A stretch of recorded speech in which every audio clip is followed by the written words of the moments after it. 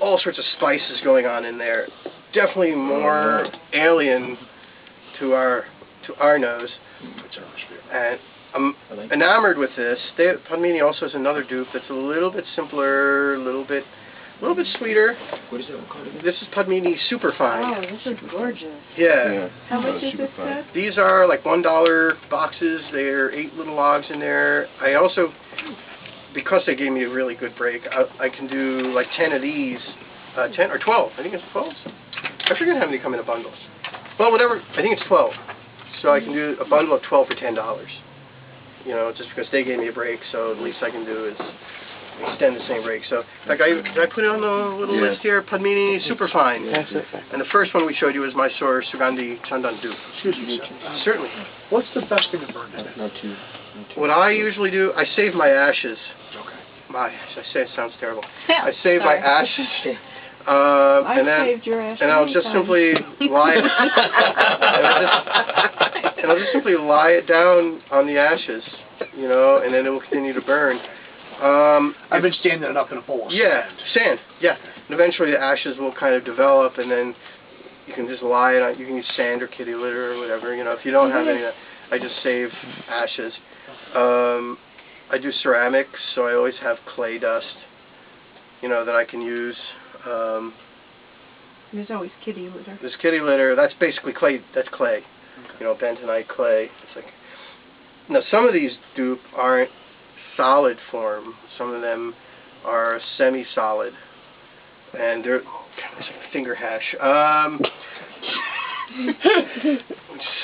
And they're kind of like these doughy, gooey, crumbly things that you want to talk alien smelling. I mean, really, really foreign smelling. This is it. There's one. I wrote it down called Mira Dupe. I don't have any of that. I don't know if I wish I did or not. There are certain fragrances that are loved in India that here in America we just shudder. One Mira Dupe, like some Indian incenses, has sort of the smell of burning tires. You know, it has a burning rubber smell. This has some of that. I don't know what the material is. I know if you just burn myrrh on its own, it has a little bit of that kind of burning rubber smell. I don't understand, you know, why. You can see that it's sooty. It'll leave those little black streamers. I mean, this is definitely not, you know, for the unadventurous. There are a few people that really, really love this stuff. I'm not sure if I like it or not. As dupe, you know, as semi-solid tar type dupes go, this is still probably the best. I'm mystified by it. I'll definitely pass it around and give everybody a chance to see what they think of this. I think with the multicultural community we live in and how many Indian people we've been obliged to carry this because they are definitely used to this fragrance and seek it. It sort of burns like plastic. That's a bad You know, little bits go. Oh, good. It's one of the, this is genuinely bizarre. Dupes often are. I have one other dupe, which I don't think I'll be able to find again. It's called Computer Sambrani.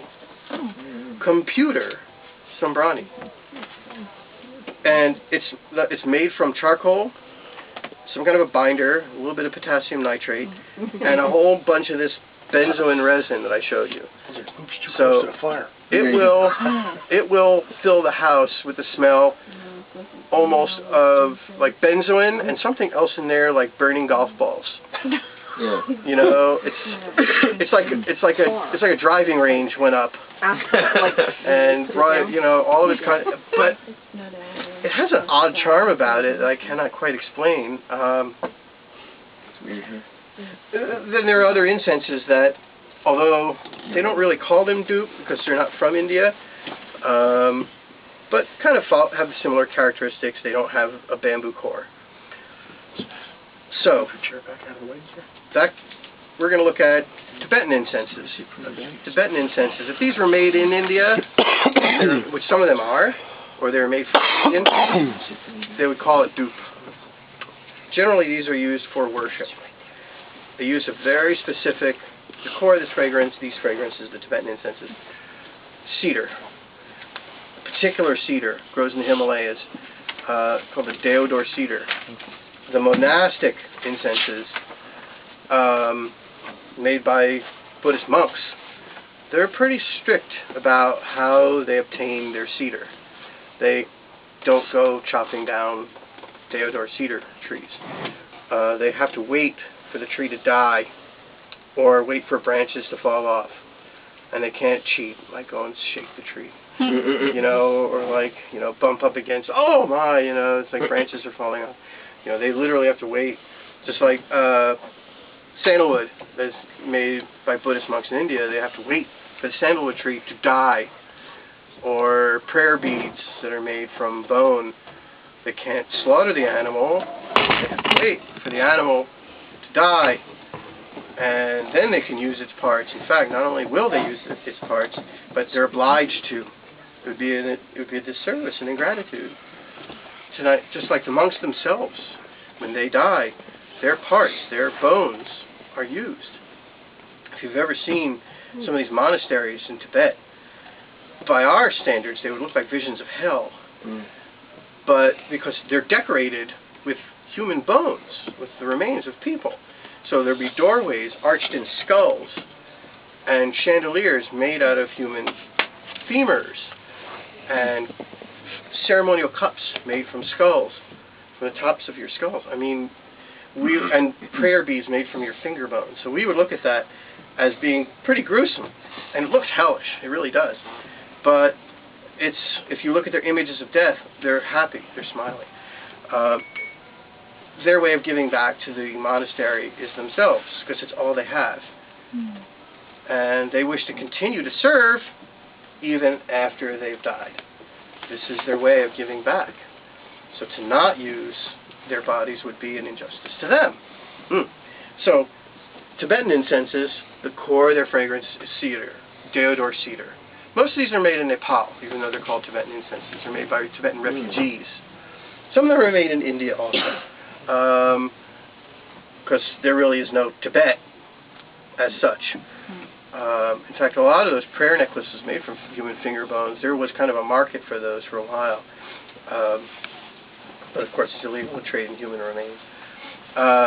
So Tibetan incenses, in the category of Dhoop, they're about as similar as they are different. Once you've tried one, you get a general idea. They're fairly similar. But when you try another one, you know it's a cousin.